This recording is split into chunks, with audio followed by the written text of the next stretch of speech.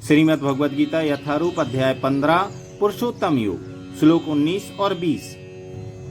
यो मावेवं सम्मूढ़ो जनाति पुरुषोत्तमम सा सर्व विभज्यति माम सर्वभावेन भारता।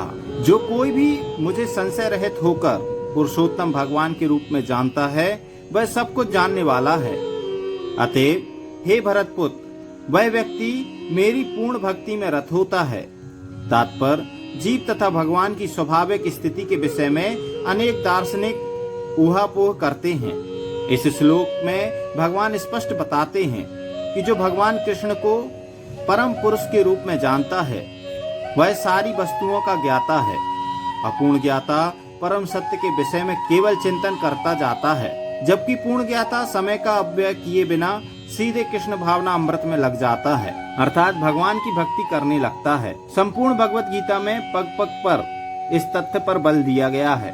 फिर भी भगवत गीता के ऐसे अनेक कट्टर भाष्यकार हैं जो परमेश्वर तथा जीव को एक ही मानते हैं। वैदिक ज्ञान श्रुति कहलाता है, जिसका अर्थ है श्रवण करके सीखना। वास्तव में वैदिक सूचना कृष्ण तथा उनके प्रतिनिधियों जैसे अधिकारियों से ग्रहण करनी चाहिए। यहाँ कृष्ण ने हर वस्तु का अंतर सुंदर ढंग से बताया है, अतएव इसी स्रोत से सुनना चाहिए।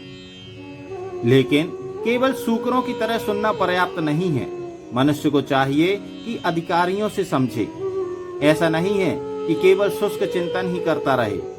मनुष्य को विनीत भाव से भगवत गीता सुननी चाहिए कि सारे जीव सदैव भगवान के अधीन हैं। जो भी इसे समझ लेता है वही श्री कृष्ण के कथनानुसार वेदों के प्रयोजन को समझता है, अन्य कोई नहीं समझता। भजती शब्द अत्यंत सार्थक है। कई स्थानों पर भजती का संबंध भगवान की सेवा के अर्थ में व्यक्त हुआ है। यदि कोई व्यक्ति पूर्ण कृष्ण भावना अमृत में रत है, अर्थात भगवान की भक्ति करता है, तो यह समझ लेना चाहिए कि उसने सारा वैदिक ज्ञान समझ लिया है। वैष्णव परंपरा में यह कहा जाता है कि यदि कोई कृष्ण भक्ति में लगा रहता है तो उसे भगवान को जानने के लिए किसी अन्य आध्यात्मिक विधि की आवश्यकता नहीं रहती। भगवान की भक्ति करने के कारण वह पहले से लक्ष्य तक पहुंचा रहता है। वह ज्ञान की समस्त प्रारंभिक विधियों को पार कर चुका होता है।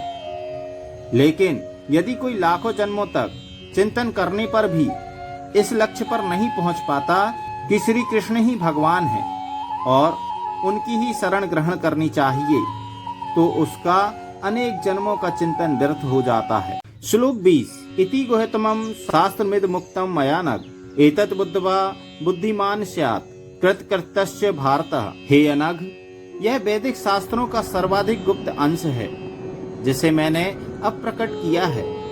जो कोई इसे समझता है वह बुद्धिमान हो जाएगा और उसके प्रयास पूर्ण होंगे।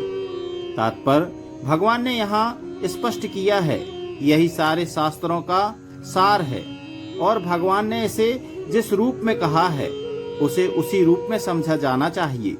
इस तरह मनुष्य बुद्धिमान तथा दिव्य ज्ञान में पूर्ण हो जाएगा।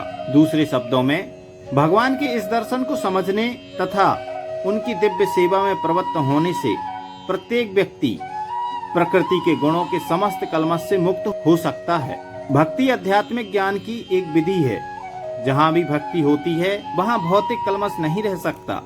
भगवत भक्ति तथा स्वयं भगवान एक हैं, क्योंकि दोनों आध्यात्मिक हैं। भक्ति परमेश्वर की अंतरंगा शक्ति के भीतर होती है। भगवान सूर्य के समान है और अज्ञान अंधकार है। जहाँ सूर्य विद्यमान है वहाँ अंधकार का प्रश्न ही नहीं उठता। अतएव जब भी प्रामाणिक गुरु के मार्गदर्शन के अंतर्गत भक्ति की जाती है तो अज्ञान का प्रश्न ही नहीं उठता।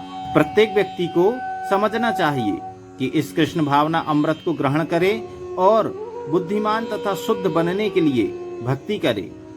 जब तक कोई कृष्ण को इस प्रकार नहीं समझता और भक्ति में प्रवृत्त नहीं होता, तब तक सामान्य मनुष्य की दृष्टि में कोई कितना बुद्धिमान क्यों न हो, वह पूर्णतः बुद्धिमान नहीं है। जिस अनघ शब्द से अर्जुन को संबोधित किया गया है वह सार्थक है। अनघ अर्थात हे निष्पाप का अर्थ है कि जब तक मनुष्य समस्त पाप कर्मों से मुक्त नहीं हो जाता तब तक कृष्ण को समझ पाना कठिन है। उसे समस्त कलमश, समस्त पाप कर्मों से मुक्त होना होता है, तभी वह समझ सकता है। लेकिन भक्ति इतनी शुद्ध तथा शक्तिमान होती है कि एक बार भक्ति में प्रवृत्त होने पर मनुष्य स्वतः निष्पाप हो जाता है। शुद्ध भक्तों की संगति में रहकर पूर्ण कृष्ण भावना अमृत में भक्ति करते हुए कुछ बातों को बिल्कुल ही दूर कर देना चाहिए। सबसे महत्वपूर्ण बात पर विजय पानी है, वह है हृदय की दुर्बलता। पहला पतन प्रकृति पर प्रभुत्व जताने की इच्छा के कारण होता है। इस तरह मनुष्य भगवान की दिव्य प्रेम भक्ति को त्याग देता है। दूसरी हृदय की दुर्बलता है कि जब कोई अधिकाधिक प्रभुत्व जताने की इच्छा करता है तो वह भौतिक पदार्थ के स्वामित्व के प्रति आसक्त हो जाता है। इस संसार की सारी समस्याएं इन्हीं हृदय की दुर्बलताओं के कारण हैं। इस अध्याय के प्रथम 5 श्लोकों में हृदय की इन्हीं दुर्बलताओं से अपने को मुक्त करने की विधि का वर्णन हुआ है और 6ठे श्लोक से अंतिम श्लोक तक पुरुषोत्तम योग की विवेचना हुई है। इस प्रकार श्रीमद् भगवत गीता के 15वें अध्याय पुरुषोत्तम योग का भक्ति वेदांत तात्पर्य पूर्ण हुआ। इसी तरह के अन्य अध्यायों की वीडियो देखने के लिए आप हमारे चैनल की प्लेलिस्ट में जाकर सारी वीडियो देख सकते हैं। हमारे चैनल को लाइक करें, सब्सक्राइब करें और शेयर करें। जय श्री कृष्णा, राधे राधे।